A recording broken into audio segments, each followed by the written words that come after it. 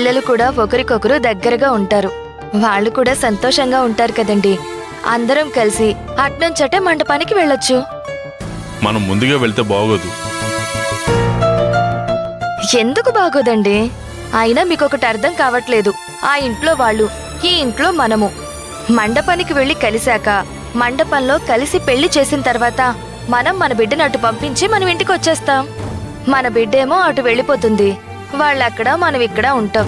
అదే పెళ్లికి ముందే మనం ఆ ఇంట్లో ఒకటయ్యామనుకోండి, రేపు మనం అక్కడికి వెళ్ళినప్పుడు ఆ ఇల్లు మనకి పరాయిది అనిపించదు.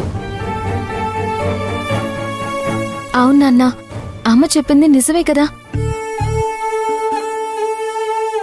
మీరక్కడికొస్తే పెద్దవాళ్లు మీరు మాట్లాడుకుంటారు. మీ మధ్య ఏర్పడిన కోపం పోయి స్నేహం కూడా ఏర్పడుతుంది. తర్వాత బంధుత్వం ఎలాగూ ఏర్పడుతుంది. మీరెప్పుడైనా ఆ ఇంటికి రావాలన్నా మనిల్లే కదా అని స్వేచ్ఛగా వస్తారు. అక్కడి నుంచి వాళ్ళు రావాలనుకున్నా కూడా స్వేచ్ఛగా వస్తారు.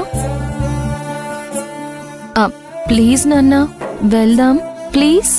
సరే, నా కూతురు అడిగింది కదా, వెళ్దాం.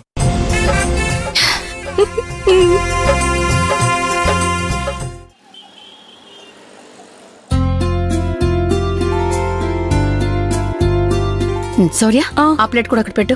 వాళ్ళొచ్చే టైం అయింది, ఇంకా సర్దుతూనే ఉన్నారేంటి? త్వరగా కానివ్వండమ్మా. ఇంకా కానిచ్చేదేంటే, అంతా అయిపోయింది. వాళ్ళు రావడమే ఆలస్యం. అంతా అయిపోయింది అంటారేంటి? వదిన వస్తుంది, అది మొదటిసారి మన ఇంటికి వస్తుంది. దిష్టి తీయటానికి ఎర్రనీళ్ళు పెట్టించావా? అయ్యో మర్చిపోయానే.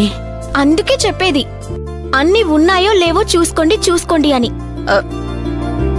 భూమి మన ఇంటికి ఎన్నోసార్లు వచ్చుండొచ్చమ్మా, కానీ మన ఇంటి కోడలు కాబోతూ మొదటిసారి అడుగు పెట్టబోతుంది. వచ్చిన వాళ్ళకి ఎక్కడ ఏ లోటు రాకుండా చూసుకోవాలి. ఎందుకు లోటు రానిస్తాం మహా?